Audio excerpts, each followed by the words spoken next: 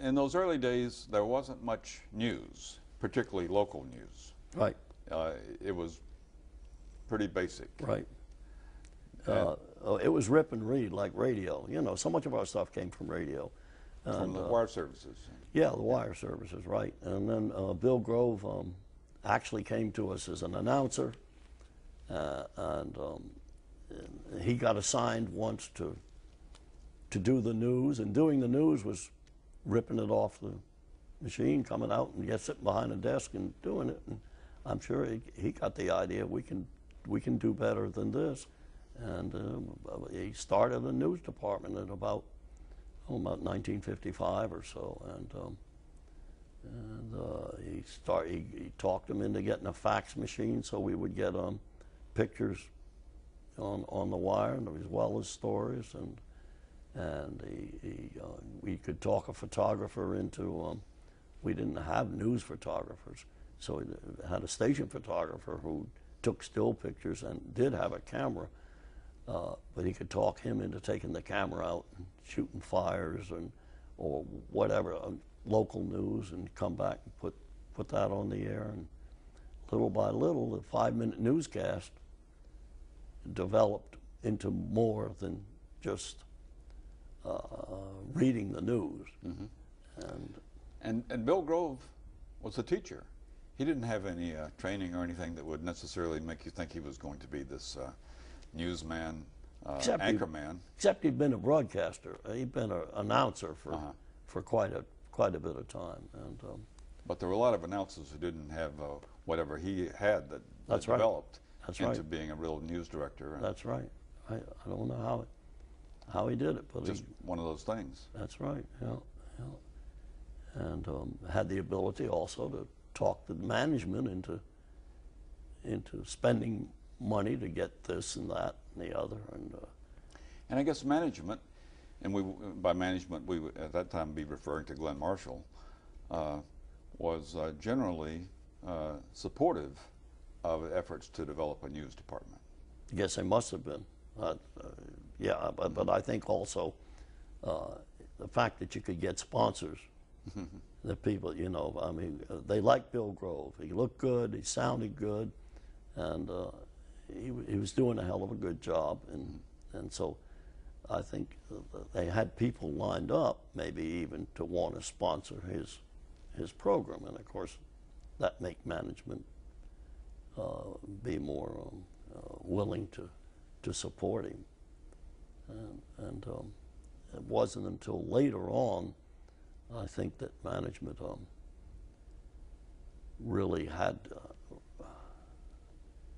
to come to his support when he started delving, when he started stepping on some toes with stories that involved even sponsors. Because that was not an issue in the early days. No. But once they got into investigative reporting and editorializing, that's right.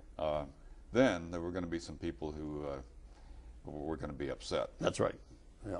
And he backed the news department.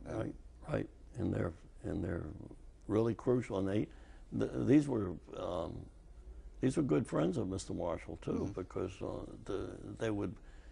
Well, for instance, the city had a system of passing around who they'd buy their cars from one dealership to another without any bids or anything. And so we got in there and criticized it because they should be going for the lowest bidder and whatnot. Well, the people who had just received the contract to provide automobiles, the owner is a good friend of Mr. Marshall's, and his toe is getting stepped on because it looks like now this contract's going to be canceled, and it's going to force it into an open bid and whatnot. So he complains. But this Marshall stood up to that sort of thing. They were members of the Chamber of Commerce and precisely, so forth, well, and they're probably Rotary good bosom Club, buddies. May have even golfed together. You know. Well, that's what Norm Davis said. That because he did editorials that stepped on some toes, and he said Glenn Marshall backed him even when it came to Mayor Hayden Burns coming in and giving him hell. That's right. Yeah. And now in your later years at the station, and you were at Channel 4 almost 40 years. Yeah. 39 years, yeah. You became more and more involved with the news. Right. Yes. Yeah. There was a time when Grove decided that he needed a director who was who directed the newscasts, and that's it. Mm-hmm. Because before that, I was doing hillbilly shows and everything, or doing all sorts of shows, and directing the newscast was just incidental. You'd, with 6 o'clock, it's time for me to go direct the newscast. Mm-hmm. 7 o'clock, I've got a hillbilly show. 8 o'clock, I may have something else. So he wanted somebody who was dedicated to just doing the newscast at 6 and the newscast at 11. There came a time as the news department evolved and videotape and so forth that Channel 4, I think technology may have helped with this, became a dominant force in journalism, investigative reporting, editorials, etc., right. Under the leadership of Bill Grove and Norm Davis. Right, precisely. They used, they went after what they considered to be corruption in the government, I think, as in the city government and whatnot, and by putting on putting investigative reporters on the job and putting series on. You do a series during the week, 3 minutes on Monday and 3 minutes on Tuesday and 3 minutes on Wednesday, followed up with editorials on the subject, and put the heat on whoever was corrupt at the time. And lots of documentaries. Right. Project 4 documentaries. Norm is really something else. Now, Norm, intellectual, and what a busy bee, because he did the editorials, he did the documentaries, and he conferred with Grove and guided so much. I don't know how he did it, but he's really some guy. And they did documentaries on all kinds of things, and frequent documentaries. I bet you once a month almost. Yeah. You know, it was amazing. It was really amazing how he could stand up under all that load. And they got results. Uh-huh. I mean, I think we have to say we wouldn't enjoy consolidated government if it weren't for Norm Davis and Bill Grove and those early investigative reporting efforts of Channel 4. Yeah, I think that's true. That's true. I think that's right. That they showed there was so much wrong with the way our city government was formed. It was put together. We had two different bodies. We had a commission and we had a council, and they were often at odds with each other. And there was the famous Government by Gaslight documentary. Well, yeah, there was another one of Norm's things, right? It was great, and that showed the duplicity of the whole thing, and I think it had a lot to do with bringing consolidation to.